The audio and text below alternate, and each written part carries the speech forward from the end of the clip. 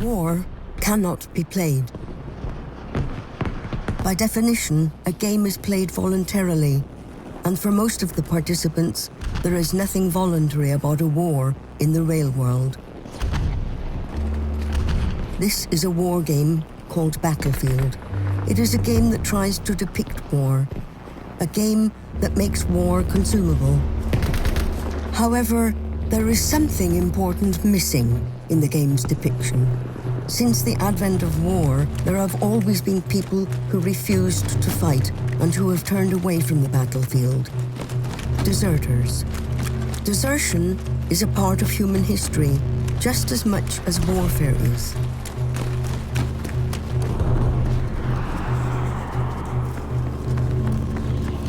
If you refuse to play a game, you are a spoilsport. If you refuse to fight in war, you are a deserter. But can you actually desert in a game? Take a step beyond the playing field, and the world loses its color. And then... Soldier, return to the combat area immediately!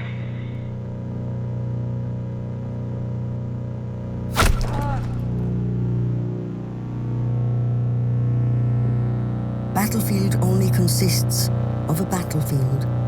Whoever attempts to leave is immediately executed. We do not see who fires this killing shot. It's the software which upholds the rules. And its power is divine.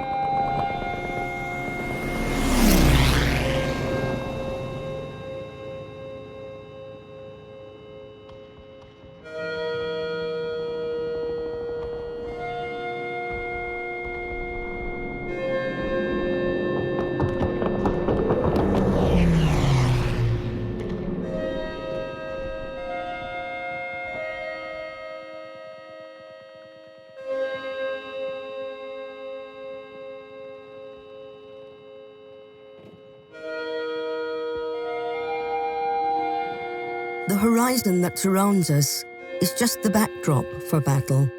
We can never be there. We can only look at it. The landscape appears to be endless, but actually it's a flat and empty backdrop, a stage picture for the shooting. There are no fish swimming in the sea. It's an empty but peaceful illusion. It is a place beyond, a place of longing, a utopia. Just as impossible to reach as an end to Battlefield's perpetual war. A place for peace is not inscribed into the algorithm of a war game.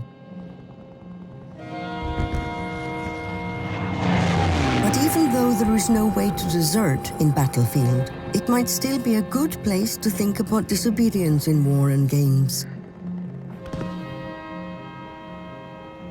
Discipline has always been a social question. Disciplining soldiers requires a centralization of power, taking decisions away from the common people. As such, deserting was often a resistance against the dominant social order. In the words of Karl Marx, one could say that the deserter's disobedience is a productive force in society. Like a philosopher produces ideas and a poet produces poems, the deserter produces disobedience in war and consequently a variety of disciplinary, penal and surveillance tools. He changes the way wars are waged and thought about.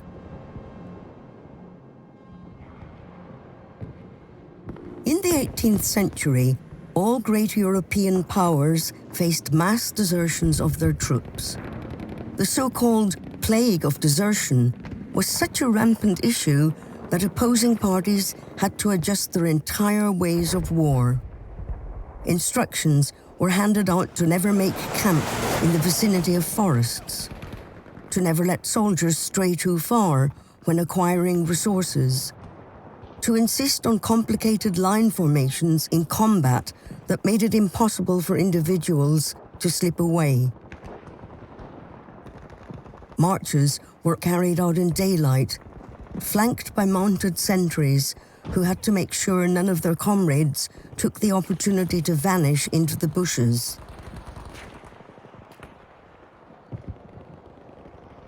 It was very common for an ordinary soldier to desert at the first possible moment, to switch sides for additional hand money, or to hide and go home. Nothing else was expected from him.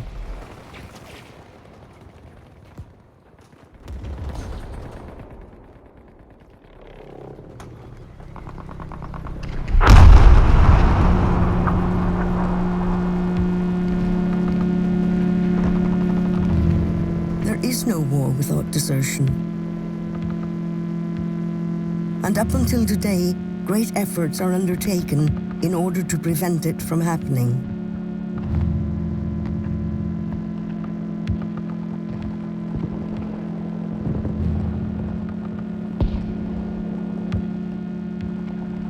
The depiction of war in a video game is quite a different thing.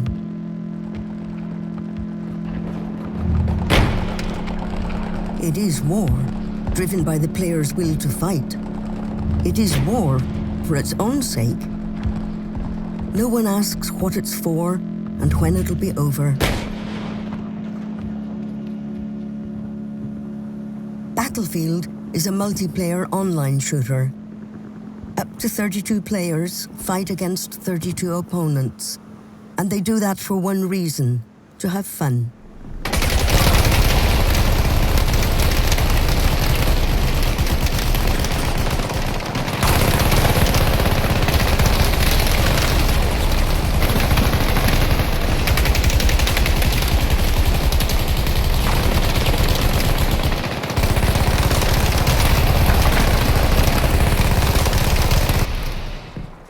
Refusing to fight in a game and trying to convince your comrades to do the same is an act of absurdity, and getting in their way, obstructing their gameplay, won't be interpreted as pacifistic behavior, but as a joke.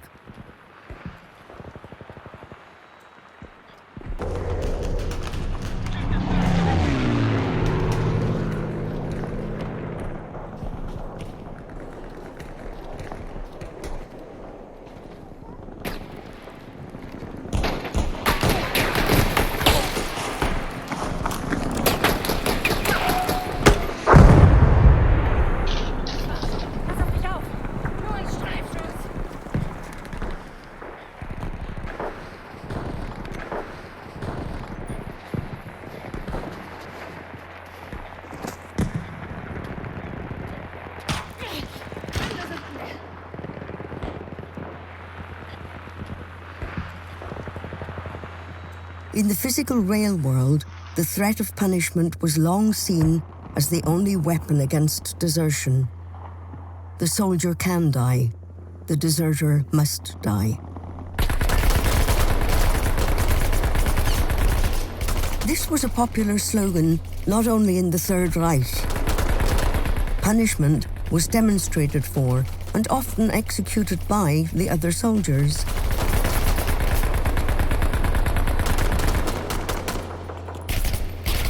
There is no friendly fire in the game. The software does not allow soldiers to be executed by their comrades. The capital punishment is abolished by the law of the code. Disciplinary measures work differently here. Punishment is made obsolete by a narrow scope of action. By limiting their options, players' ambitions are channeled into a competitive drive.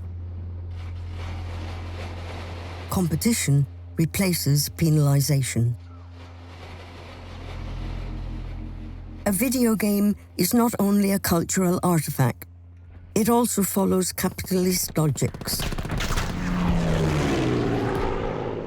And as demonstrated by the industry, cookie-cutter narratives that move on familiar grounds and provide simplified motives make for safer investments.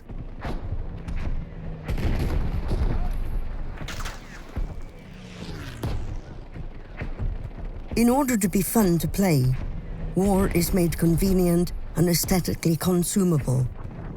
Complex, ambivalent situations and moral uncertainty are primarily avoided. In the game's logic, there is only friend and foe. There is no space for an ambivalent figure like the deserter.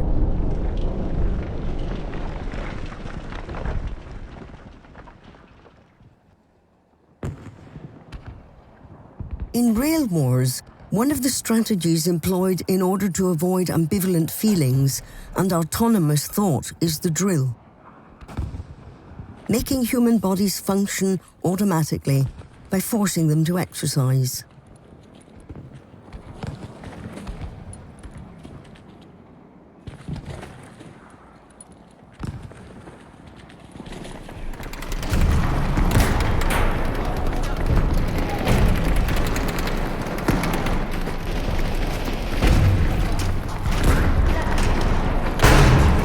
Through endless repetitions of movements, soldiers are to become machines.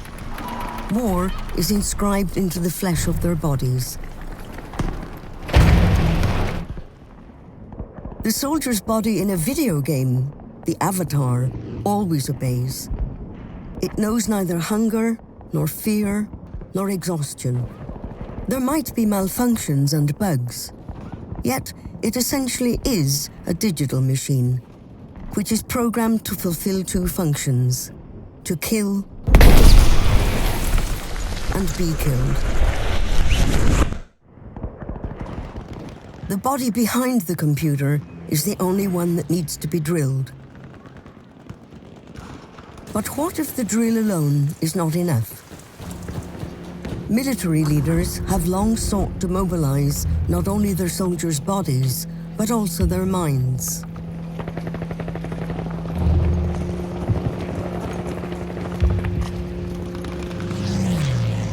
The Napoleonic Wars brought about a change of paradigm in that regard.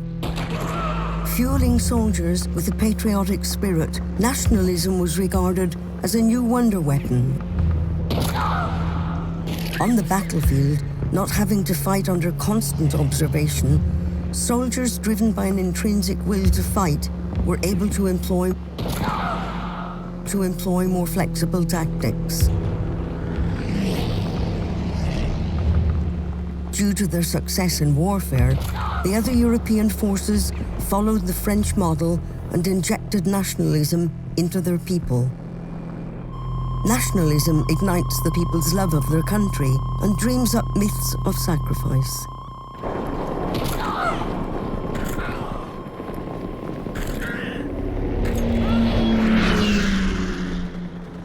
Back home, waging war was more and more interpreted as a matter of the common people. Yet, in the game, it isn't two peoples facing off against each other. Players from all over the world are randomly allocated to one of two teams, without any means of picking a flag to fight under. For some reason, though, flags are perhaps the only objects in the game which are absolutely indestructible.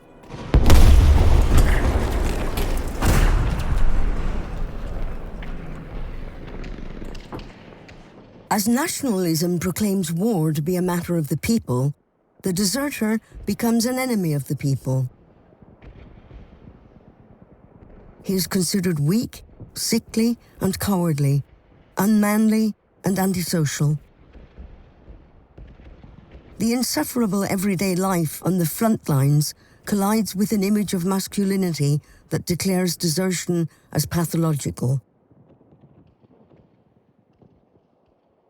In a nationalist society, to desert means to cut all social ties, to possibly never meet family, friends, or comrades again.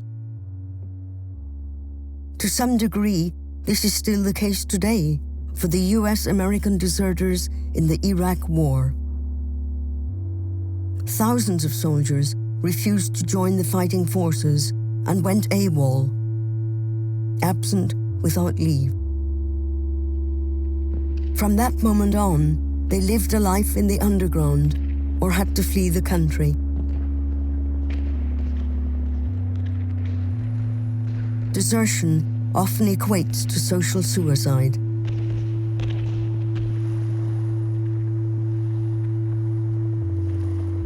In World War I, mass desertion of German forces brought the conflict to an end and prevented further unnecessary bloodshed.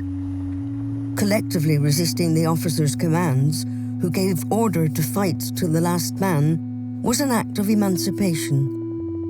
In opposing against the aristocratic militaristic system, democratic and pacifistic visions were born.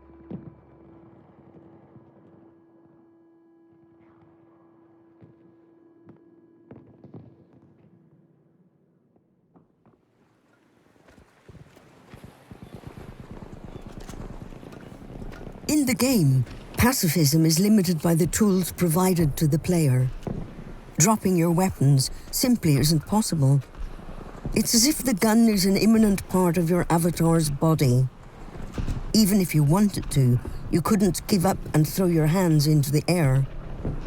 As it would seem, a hammer is the most peaceful instrument your hands can carry.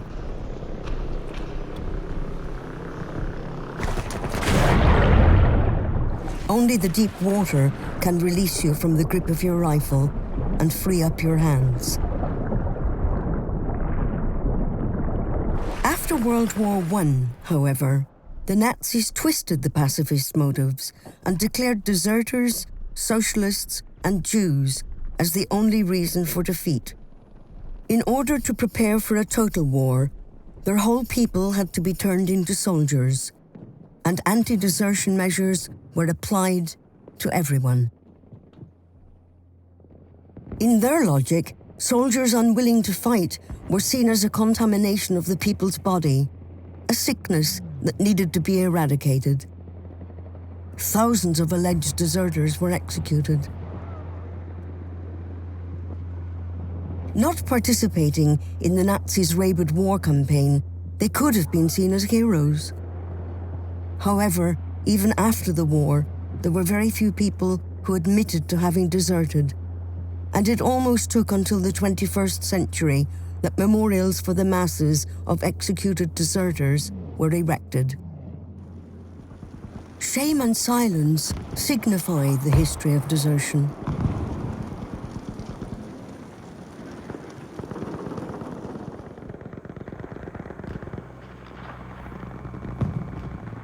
It wasn't until the Vietnam War that masses of deserters raised their voice for the peace movement. Massive acts of civil disobedience within the military not only contributed to the end of a senseless war, but also finally painted a different image of the deserter.